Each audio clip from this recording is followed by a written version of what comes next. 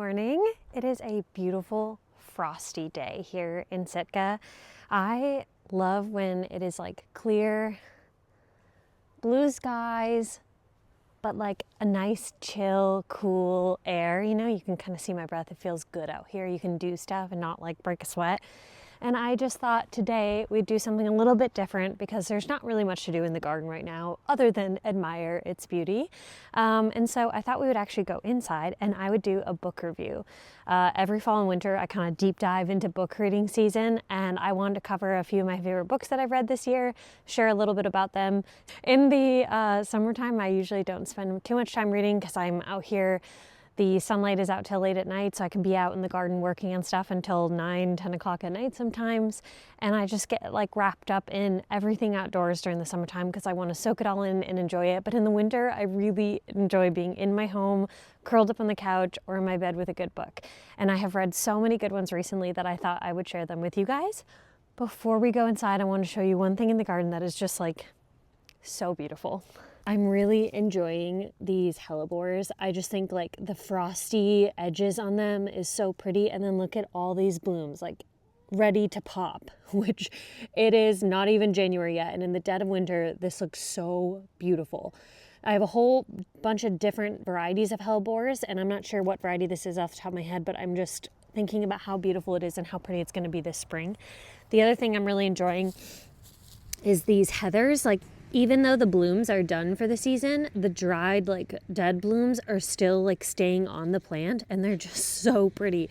I can't wait till they get a little bit larger. These were just planted this summer, but they're just a really interesting structure and super pretty. And then the last thing I'm really loving is these Arctic Fire dogwoods, and look at how beautiful and red these branches are. I know a lot of people use these in crafting and different like winter displays, and I'm just leaving them out here because they are just gorgeous. But yeah, they're definitely a stunner to look at. I actually planted 2 of these this year. This one right here, which probably took on like a third to half of its size from when I planted it. And then I planted another one over in the chicken coop garden bed area, which is just on the other side of their outdoor run. And it probably tripled in size. It is huge. And it's also just as beautiful, big, bright red stems. And it's just stunning to look at. I'm also still enjoying the little bit of Christmas. We still have our tree up. We've still got our cedar garland and the Christmas lights out, my wreath up on the door. Everything just looks really pretty right now, and I'm just really enjoying it. Let's go inside, talk books. So obviously this is my very first book review on YouTube. I have shared on my Instagram a few different books that I've really enjoyed. I've got a stack of books here. I'm going to just cover a few of my favorites that I've recently read. And I'm also going to share my absolute favorite book app where you can track your reviews, books that you've read, the types of books that you enjoy, and you can also get recommendations based off of books that you've read and categories that you select. So let's dive right in and get started. Okay, the first book I want to review with you guys is The Very Secret Society of Irregular Witches. Now, this author also has a second book coming out. I believe it's called A Witch's Guide to Magical Innkeeping. I have already pre-ordered it. It is coming out in July. I'm very excited about it. And the reason I'm excited is because I flew through, probably in about 2.5 days of this book. So I picked this book up from my local bookstore. I had seen it on a must-read list, multiple recommendations on Facebook and Instagram, and I just thought I had to pick it up. The main character is a girl named Micah Moon. She is in Britain, and she is a witch, and it is kind of in current day time, so she actually shares like online on social media different witchy things, and someone finds her on social media and asks her to come train some young witches that they have living in their house.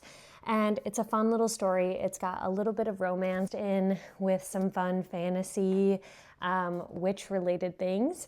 And it's just like a feel-good, easy read. It's like a beach book, but for the fall-winter, because I feel like anytime you read books about witches, it makes me feel like it's like October and it's fall, and it just feels like that's the time of the year that you need to read a book about witches. I highly recommend this author. I think that she is funny and easy to read, very relatable work.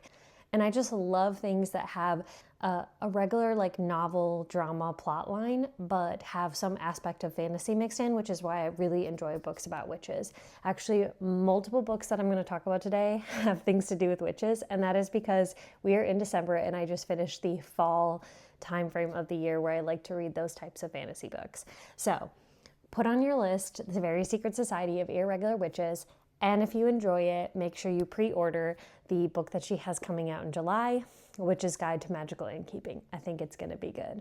Second on my must-read list, a book that I want to share with you guys is Weyward by Emilia Hart. There has been multiple books that I have absolutely loved that each chapter takes place in a different time period and follows a different person, and then slowly over the course of the book, their storylines collide. I really like that method of storytelling because I feel like it gives you every chapter like a new interesting thing to look at and to think about, but then over the course of time it's like this bigger, broader picture and how they all kind of weave together. This book does that for me. So this book has 3 different main characters that it follows throughout the book. One in current day, like 2019, one of them in the 1600s, and one of them in like the 1900s.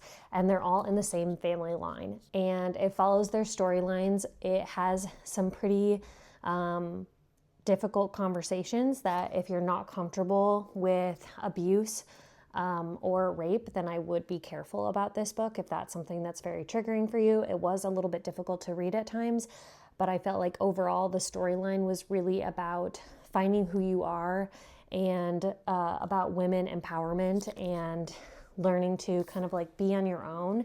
And the fact that it has this like fantasy aspect about witches is just like an added bonus on top of the really cool storyline of strong women characters. Highly recommend this book. I believe this is the first book that this author published, and if she comes out with anything else, I will absolutely be pre-ordering it and putting it on my must-reads list. The third one I want to share with you today is actually an author named Heather Fawcett. I have read 2 of her books, and I actually have her 3rd book on pre-order. It comes out in February, and she writes the Emily Wilde series, and they are kind of like fantasy novels, a main female character. It has a little bit of romance mixed in with kind of adventure and mystery. And I just think that they're really easy, fun reads. They're shorter books, really easy to get attached to the character. I think Emily Wilde is really interesting. And it basically follows her storyline of discovering the world of fairies. And she travels around, and there's a little bit of a love romance with a colleague of hers. And they're just really fun, easy reads. So there's 2 books that she already has out. So the first book in the series is Emily Wilde's Encyclopedia of Fairies, followed by the second book, which is called The Map of the Otherlands. And the 3rd book coming out in February that I've pre-ordered is called The Compendium of Lost Tales, I believe. I'm really looking forward to the 3rd read. I'll throw a picture up on the screen of what those book covers look like and the name of the author. I'll also list in the description below all the titles of the books and the authors and maybe a little bit of blurb about each book, just for you to review and go back and add.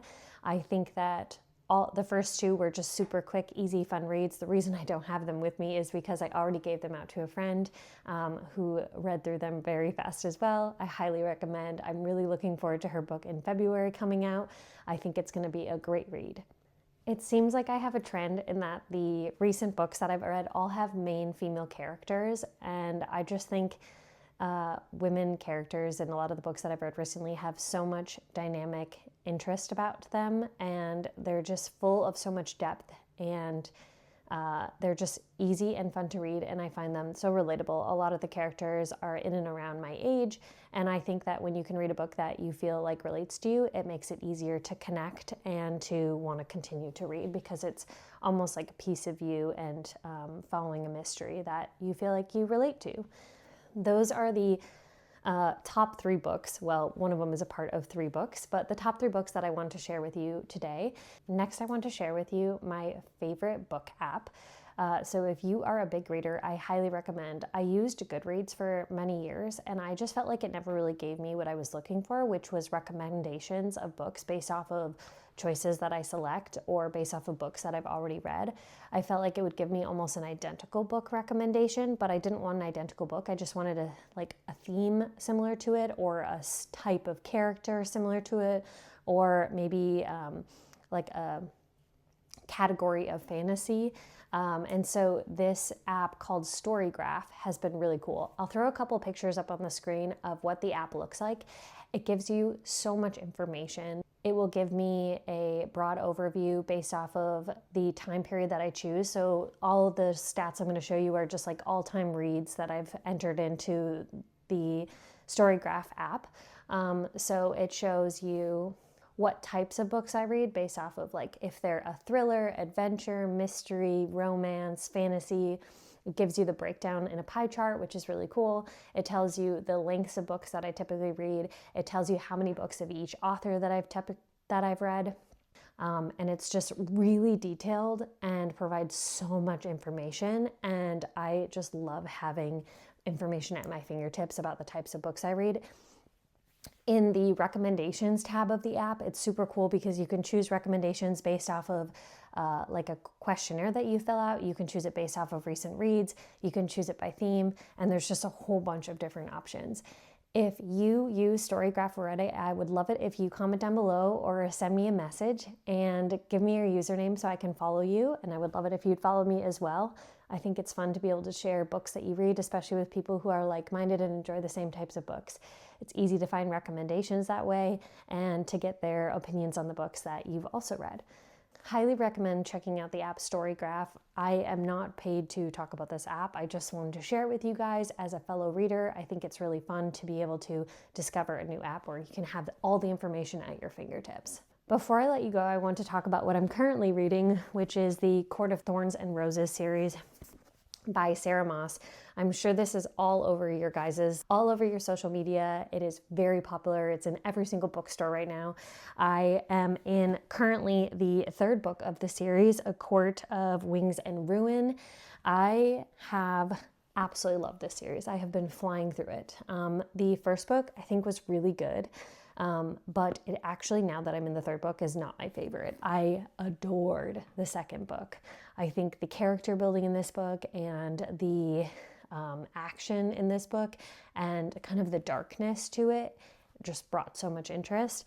The third book in this series, which I'm about 400 out of the 700 pages, these books are big books. Like the first book, totally quick, easy read, but then you get into the 600 and 700 page books and it just takes a little bit longer to get through them. Doesn't mean that I don't have any less of a burning desire to get through the book. It just takes me longer. The second book I flew through. It was so fun to read, and the steamy romance scenes definitely locked me in, which brings me to the third book. I am living for this book right now. I wish I was through it like today because I just don't want to put it down. And I usually read before bed for like 30-40 minutes and then I can't keep my eyes awake. And so that is why it's taking me a little bit longer to get through these 700 pages.